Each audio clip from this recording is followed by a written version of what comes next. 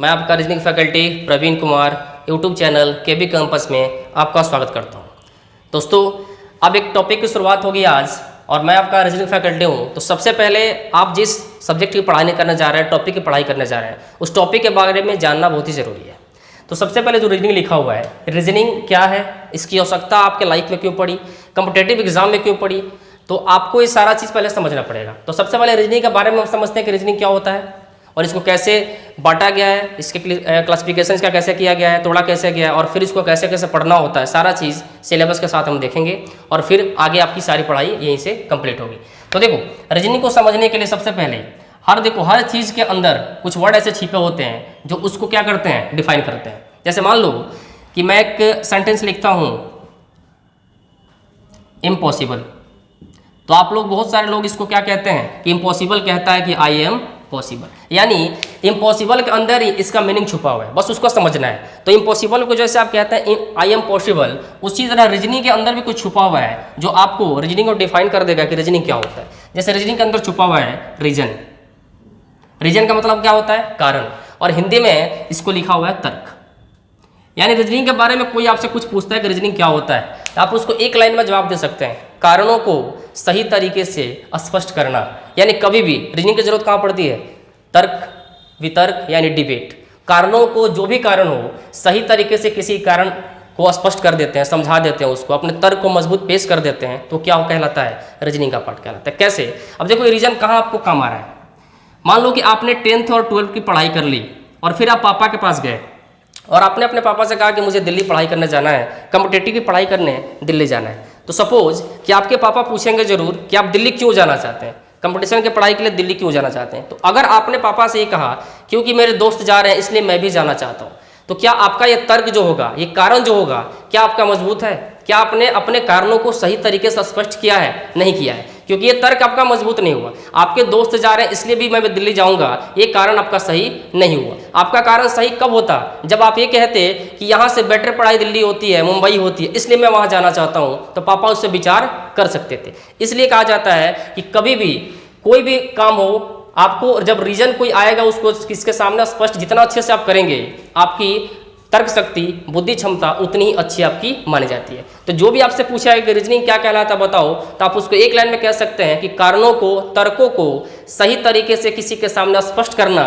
Reasoning का part होता है, रीजनिंग कहलाता है। क्लियर है? अब देखो, इसको रीजनिंग को किसी और नाम से भी जाना जाता है। जैसे मान लो मैं इसको लिखता हूँ, रीजनिंग को मैं लिख लेता हूँ लॉजिक।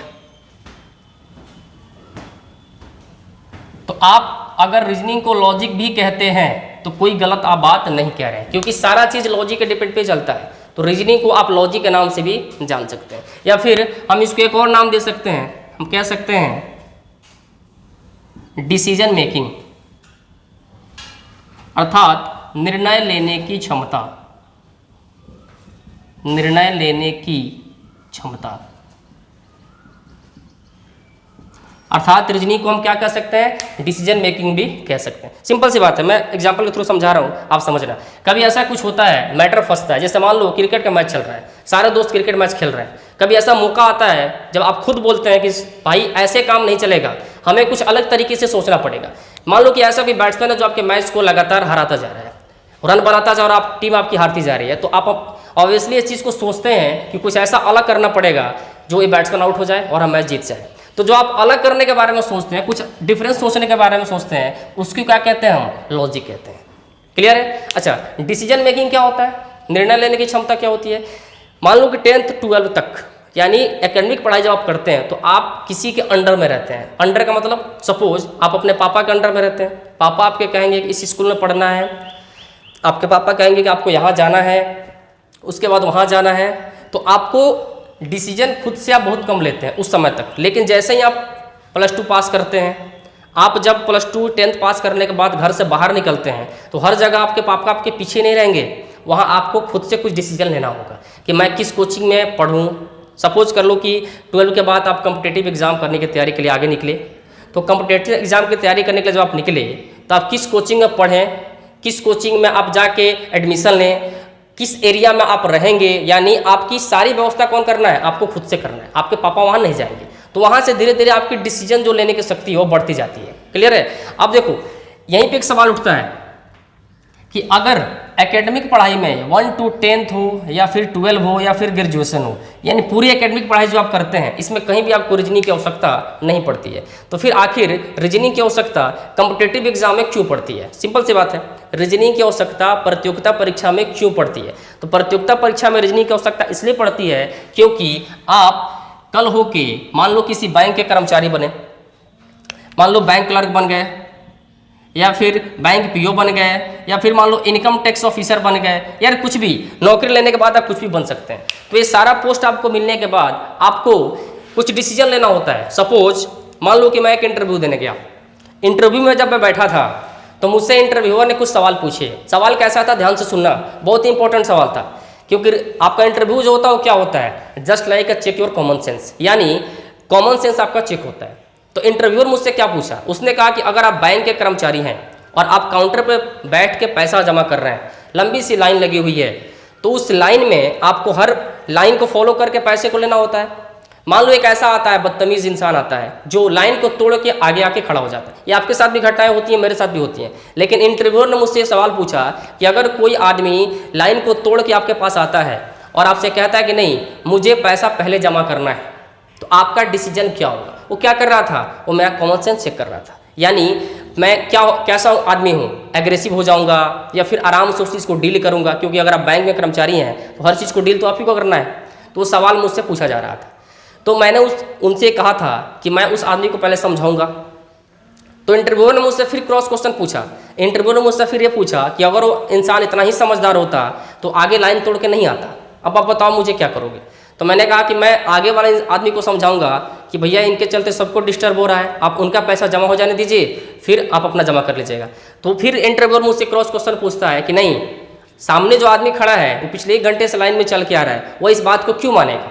यानी जब 2-3 बार मैंने अपना डिबेट उनसे किया है, तब लास्ट मैंने कहा कि मैं गार्ड की हेल्प लूँगा, तो उन्होंने कहा था वेरी गुड। वेरी गुड क्यों कहा उन्होंने? क्योंकि पहले आपको खुद कोशिश करनी है। अगर आप किसी चीज़ को खुद डील नहीं कर पाते हैं तब किसी और की हेल्प आपको लेनी है। तो ये सारी चीज़ें आपको क्या करता है, बुद्धिमत्ता यानी आपकी तर्क शक्ति, सोचने की शक्ति, ये सब आपका डेवलप करता है। इसलिए रीजनिंग की इंपॉर्टेंस बहुत ज़्यादा होती है कॉम्पिटेटिव एग्जाम में। कंपटीशन निकालने के बाद आप बैंक के पीओ बनो, इनकम टैक्स ऑफिसर बनो, वहाँ हर स्टेप पे, हर जगह पे आपको निर्णय लेना होता है, डिसीजन लेना होता है। इनकम टैक्स ऑफिसर बनने के बाद आप किसी पे घर पे छापा नहीं मार दोगे, उसका एक लिमिटेशन होता है। आप बैंक कर्मचारी बनने के बाद किसी को बैंक से निकाल के पैसा नहीं दे दोगे, किसको देना है वो डिसीजन आपको लेना है। तो ये सारा चीज़ यानी डिसीजन लेने की पूरी क्षमता, वो आपके एग्जाम में हो या आपके लाइफ में हो, वो आपको कौन सिखाता है? रीजनिंग सिखाता है। क्लियर है? अब देखो, रीजनिंग को पढ़ने के लिए इसको आसान तरीके में बांटा गया है। कैसे, वो देखिए। जनरली रीजनिंग को आप जानते हो कि 2 कैटेगरी में बांटा गया है। वो कैटेगरी कौन कौन सी है उसको ध्यान रखिए। एक आपका पार्ट होता है वर्बल रीजनिंग, और एक आपका पार्ट होता है नॉन वर्बल। अब बहुत बच्चे ऐसे होते हैं जिनसे अगर क्लास में खड़ा करके पूछा जाए दोनों में डिफरेंस क्या है और दोनों को क्यों बांटा गया अलग अलग, तो कंफ्यूज कर जाते हैं। देखो, आपको कंफ्यूज नहीं होना है, सिंपल सी बात है। ये जो रीजनिंग होता है वर्बल वाला, ये देखो क्या होता है, ये होता है लैंग्वेज बेस्ड, यानी वर्बल रीजनिंग जो होता है वो भाषा के आधार पे होता है। ऐसी रीजनिंग में जिसमें भाषा लिखा गया होगा, लैंग्वेज लिखा गया होगा, आप समझ जाना कि ये रीजनिंग वर्बल रीजनिंग का पार्ट है। ठीक है, इसमें बहुत सारे टॉपिक है जिसकी चर्चा हम करेंगे धीरे धीरे। यहाँ होता है नॉन वर्बल। नॉन वर्बल किसको कहते हैं? Picture based. पिक्चर बेस्ड यानी ऐसी रीजनिंग जो पिक्चर पे आधारित हो, चित्र पे आधारित हो, वो सारा किसका पार्ट होता है? नॉन वर्बल का होता है। अब इसको 2 पार्ट में क्यों बांटा गया कि देखो, हमारी और आपकी लाइफ जो है वो 2 तरीके से चलती है। एक लैंग्वेज के आधार पर चलती है और एक पिक्चर के आधार पर चलती है। कैसे? मान लो कि किसी कोचिंग का बोर्ड लगा होता है, ठीक है, उस कोचिंग के बोर्ड में किसी कोचिंग का नाम नहीं लिखा हुआ है, ठीक है ना, कुछ नहीं लिखा हुआ है, बस एक पोस्टर लगा हुआ है और उसमें कुछ बच्चों की तस्वीर डाली गई है जो हाथ में बैग लिए खड़े हैं या कॉपी किताब लिए खड़े हैं। आप देख के ऑटोमेटिक समझ जाते हैं, आपका आईक्यू क्या कहता है कि यह कहीं ना कहीं पढ़ाई से रिलेटेड बातें इस पोस्टर पर दिखाई गई हैं। सपोज दूसरी बात है, अगर उसको हटा दिया जाए, बच्चों के पिक्चर को हटा दिया जाए और वहाँ लिख दिया जाए कि केबी कैंपस का बोर्ड है, यहाँ कंपटीशन की तैयारी होती है, ये सारी बातें लिख दिया जाए, तो दोनों चीज़ को आप समझ रहे हैं, बस आप नाम नहीं समझ पाए थे। समझे तो आप दोनों थे, यानी पिक्चर देख को भी आप समझ गए थे यहाँ कंपटीशन की बात हो रही है, या फिर आप ये लैंग्वेज देख के समझ गए थे कि कंपटीशन की तैयारी होती है। सिंपल सी बात है। वही बात है, आपको लाइफ हमारी और आपकी जो है पिक्चर के बेस पे चलती है और एक लैंग्वेज के बेस पे चलती है, इसलिए इसको दो कैटेगरी में बांट के पढ़ा जाता है। इससे भी आसान तरीका देखो, मान लो कि आप कहीं घूमने जाते हैं तो मान लो कि बहुत बड़े राजा महाराजा के महल में घूमने गए, जो पुराना महल था वहाँ घूमने गए, तो उस महल के बारे में क्या होता है, शिलापट पे लिखा गया होता है, वो सारा चीज़ आप आराम से पढ़ते हैं। लेकिन जब आप रोड पे क्रॉस करते हैं, चित्र की यानी पिक्चर की आवश्यकता क्यों पड़ी, देखो ध्यान से समझो। यहाँ जब आप रोड क्रॉस करते हैं, आपकी बाइक की स्पीड होती है 80, 90, 100, आप 4 व्हीलर से होते हैं तो आपकी स्पीड होती है 100। तो वहाँ सरकार को अगर पूरा बोर्ड बना के बजाबते लिख के समझाना पड़े तो क्या वो समझा पाएगा? नहीं समझा पाएगा। वो क्या करता है, पिक्चर की मदद लेता है। पिक्चर की मदद किस सेंस में लेता है, आप देखते होंगे रोड पे एक हरा रंग का बोर्ड लगा होता है और उस पर एक बच्चे के पिट्ठू में बैग लगा होता है, तो आप समझ जाते हैं कि इसके आसपास, यानी पिक्चर को देखने के साथ ही आपके दिमाग में चीज़ें बस जाती हैं कि यहाँ आसपास स्कूल है, बच्चे निकल सकते हैं रोड पे, इसलिए आप अपने बाइक को आसानी से चलाएं। अब इतना चीज़ अगर लैंग्वेज में सरकार लिखती है तो आप नहीं पढ़ पाते हैं, आप उस पर केयर नहीं कर पाते, लेकिन पिक्चर को देख के वो सारी चीज़ें आपको समझ में आ जाती है। कभी कभी आप देखेंगे व्हीगल, यानी जिससे आपका साउंड, कहीं कहीं सरकार इंडिकेट करती है कि यहाँ आप अपने हॉर्न को बजाएं, गाड़ी के हॉर्न को बजाएं, उसके लिए पिक्चर बना देती है। तो ये सारी चीज़ आपको इंडिकेट करती है कि आप पिक्चर को बखूबी समझ रहे हैं। क्लियर है? तो पिक्चर और लैंग्वेज दोनों की आवश्यकता आपके लाइफ में पढ़नी ही पढ़नी है। पिक्चर वाले को भी एक और नाम से हम जानते हैं, इसको हम साइलेंट रीजनिंग भी कहते हैं। साइलेंट रीजनिंग क्यों कहते हैं? क्योंकि रीजनिंग लैंग्वेज में बोलती नहीं है, सिर्फ पिक्चर में शो करती है। पिक्चर बना होता है और पिक्चर को देख के सारा चीज़ आपको डिफाइन करना होता है, इसलिए इसको साइलेंट रीजनिंग भी कहते हैं, क्योंकि रीजनिंग बोलता बहुत कम है, ना के बराबर। दूसरा बात, ये तो हो गया नॉन वर्बल। वर्बल रीजनिंग को भी दो पार्ट में बांट के पढ़ना है। देखो कैसे, एक होता है CSR, CSR को हम कहते हैं कॉमन सेंस रीजनिंग,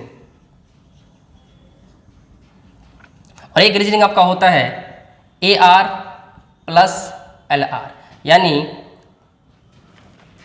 हो गया लॉजिकल रीजनिंग,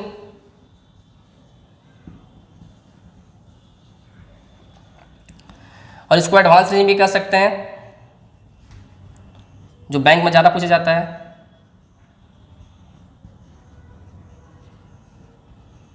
ठीक है, देखो इन दोनों में आपका करना क्या है। ठीक है, एनालिटिकल कहो, एडवांस कहो, एनालिटिकल भी कह सकते हो आप इसको, एनालिटिकल रीजनिंग। अब देखो इन रीजनिंग में फर्क क्या होता है, समझो पहले ठीक से। एक तो पता है कि ये किसका पार्ट है, तीनों वर्बल रीजनिंग का पार्ट, यानी वर्बल रीजनिंग में 3 पार्ट में बांट के आपको पढ़ना है। CSR common sense reasoning, AR analytical reasoning जिसको एनालिसिस भी कहते हैं, विश्लेषण करना भी कहते हैं, LR लॉजिकल रीजनिंग। ठीक है, अब देखो कॉमन सेंस रीजनिंग में कौन कौन सी रीजनिंग आएंगी। तो कॉमन सेंस का मतलब क्या होता है, आपका और हमारा common sense. Suppose common sense में अगर मैं कहूँ कि वर्बल रीजनिंग को इन तीनों पार्ट में बांट के दिखाओ कि कौन सा रीजनिंग कौन सा होता है, यानी कौन सा चैप्टर कॉमन सेंस में आएगा, कौन सा चैप्टर लॉजिकल में आएगा, कौन सा एनालिटिकल में आएगा। तो सिंपल सी बात है, ABCD आप बचपन से पढ़ते आ रहे हो, हमारे और आपके बीच ABCD बचपन से आ रहा है, लेकिन रीजनिंग में उसका एक चैप्टर बनाया गया है और उससे रिलेटेड क्वेश्चन कुछ आपके पूछे जाते हैं। तो जो चीज़ें आप बचपन से देखते आ रहे हो, समझते आ रहे हो, उसको चैप्टर बना के जब आपके सामने पेश किया जाता है तो उसको हम कौन सा रीजनिंग कहते हैं, कॉमन सेंस रीजनिंग कहते हैं। यानी ABCD आप जानते हैं, लेकिन आपके कॉमन सेंस को चेक करने के लिए इसको चैप्टर बना के, जैसे मान लो कि ब्लड रिलेशन है सपोज, तो ब्लड रिलेशन बचपन से आप हर रिश्ते को जानते आ रहे हैं, समझते आ रहे हैं, लेकिन आपको अब एक ब्लड रिलेशन का चैप्टर बना दिया गया और आपके कॉमन सेंस को चेक किया जा रहा है कि आप इसके क्वेश्चंस को सॉल्व कर पा रहे हैं या नहीं कर पा रहे हैं। क्लियर है? तो मान लो कि ऐसा रीजनिंग जो बचपन से आप जानते आ रहे हैं, जब भी चैप्टर फैक्टर करने की बात आएगी, आप समझना कि कौन सा चैप्टर जो मैं बचपन से जानता आ रहा हूँ। तो आप बचपन से जो चीज़ें जानते आ रहे हैं उसको चैप्टर बनाकर जब रीजनिंग में रिप्रेजेंट किया जाता है तो आपका CSR होता है, यानी कॉमन सेंस रीजनिंग होता है। एनालिटिकल रीजनिंग, विश्लेषण जिसको एनालिसिस कहते हैं। विश्लेषण यानी एनालिटिकल रीजनिंग और लॉजिकल रीजनिंग में अंतर क्या होता है, पहले समझो। आपका जो एनालिटिकल रीजनिंग होता है वो विश्लेषण के पक्ष पे होता है। जैसे मान लो पजल है, सपोज कि पजल एक चैप्टर है पहेली, उसको आपको बनाना है। तो पजल को बनाते समय क्या पजल को बचपन से तो नहीं पढ़ते आ रहे हैं ना, हाँ छोटी छोटी बातें आप बचपन से देखते आ रहे हैं, लेकिन पजल टॉपिक को जब बनाओगे तो उसमें आपका कॉमन सेंस भी इस्तेमाल होगा और आपकी लॉजिक भी इस्तेमाल होती है। इसलिए कहते हैं कि CSR प्लस लॉजिक, यानी कॉमन सेंस रीजनिंग और लॉजिकल रीजनिंग, ये दोनों मिलके क्या बनाते हैं, एनालिटिकल रीजनिंग बनाते हैं। क्लियर है? यानी एनालिटिकल रीजनिंग ऐसी रीजनिंग होती है जिसमें कॉमन सेंस का भी इस्तेमाल होगा और लॉजिक का भी इस्तेमाल होगा। इन दोनों के इस्तेमाल से एनालिटिकल रीजनिंग बनता है। जैसे मान लो हम पजल बना रहे हैं, तो पजल को बनाते समय हमें अपना कॉमन सेंस भी लगाना होता है और उसके साथ लॉजिक भी लगानी होती है। तो दोनों को जब मिला के जो चैप्टर बनेगा यानी जो सॉल्व होगा उसको हम क्या कहेंगे? एनालिटिकल रीजनिंग कहेंगे। अच्छा, लॉजिकल रीजनिंग क्या होता है? लॉजिकल रीजनिंग होता है लॉजिक के बेस पे बनने वाला चैप्टर, और यह चैप्टर अपने आप में थोड़ा क्या होता है? पेचीदा होता है। पेचीदा इसलिए होता है, लॉजिकल रीजनिंग पेचीदा क्यों होता है समझो। लॉजिकल रीजनिंग पेचीदा इसलिए होता है क्योंकि हमारी और आपकी हर इंसान की लॉजिक अलग अलग होती है।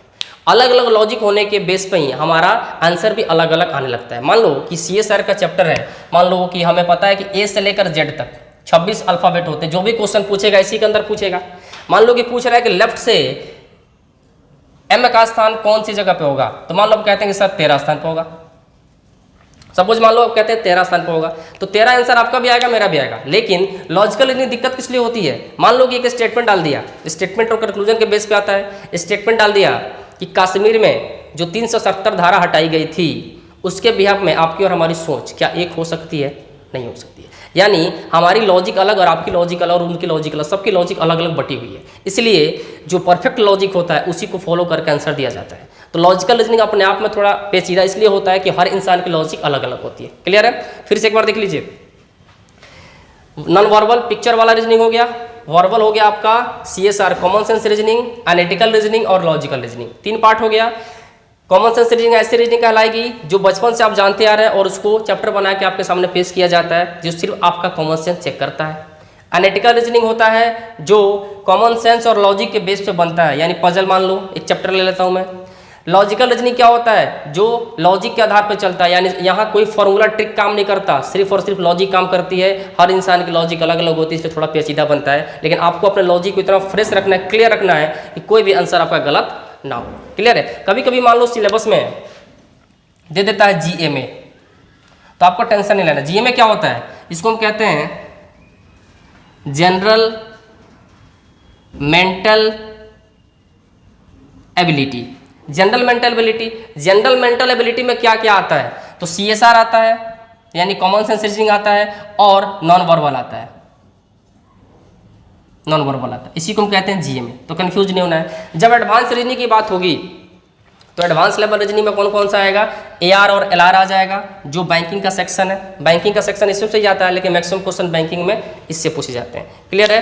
तो ये आपका रीजनिंग का मैंने आपको आपके सामने डिफाइन कर दिया है। इसको समझने की आवश्यकता है, रीजनिंग क्या होता है, कैसे बांट के पढ़ा जाता है, ये सारी चीज़ें आपके सामने पड़ी हुई हैं। बस एक ध्यान रखना, आप अगर कंपटीशन की तैयारी बैंकिंग का कर रहे हैं तो बैंकिंग का सिलेबस फॉलो करें, SSC का कर रहे हैं तो SSC का करें, लेकिन रीजनिंग आपको पूरा पढ़ना है। ध्यान रखना, रीजनिंग आपको एक बार पूरा पढ़ लेना है। इसलिए पढ़ लेना है क्योंकि एग्जाम के अकॉर्डिंग इसका लेवल हाई और अप होता है, यानी हाई हो रहा है फिर लो हो रहा है। जैसे मान लो बैंकिंग एग्जाम है तो इसमें थोड़ा रीजनिंग का लेवल हाई हो जाएगा, क्लियर से बात है, और SSC का रेलवे का तो उसमें थोड़ा लो हो जाएगा। तो बस आपको पढ़ाई पूरी रीजनिंग का करना है, जो चैप्टर जैसे पूछेगा वैसे आपको इसको डील करते जाना है। ठीक है? तो चलिए अगली बार जब हम मिलेंगे तो आपको एक नए टॉपिक के साथ, फ्रेश टॉपिक के साथ मुलाकात होगी हमारी, और बिल्कुल ऑफलाइन जैसे आप पढ़ते थे उसी तरह आपको सारा मज़ा यहाँ भी ऑनलाइन में भी मिलेगा। ठीक है? तो चलिए आज के लिए इतना ही। चैनल को सब्सक्राइब करते रहिए, शेयर करते रहिए बच्चों के बीच, ताकि सभी लोगों के पास यह नॉलेज बिल्कुल पहुँचता रहे। ठीक है? आज के लिए इतना ही। Thank you so much. Good bye.